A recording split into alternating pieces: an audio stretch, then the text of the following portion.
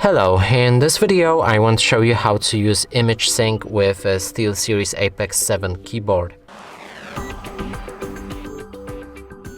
And to do this you will need to get a Steelseries GG app, which you can download from Steelseries website.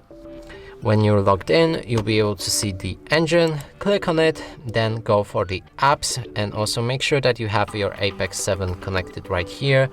If not, then reconnect the keyboard and it should appear. So again, go for the apps, select image sync on, it should be here as a second line, and click on configure.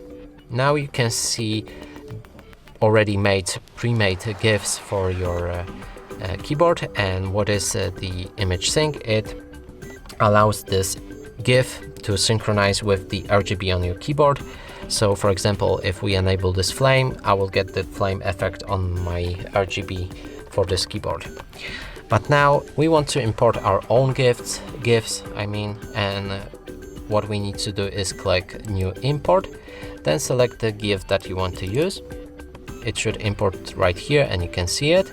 Now you can adjust, flip it, or do whatever you want with it basically. And let's click apply like that. And now we can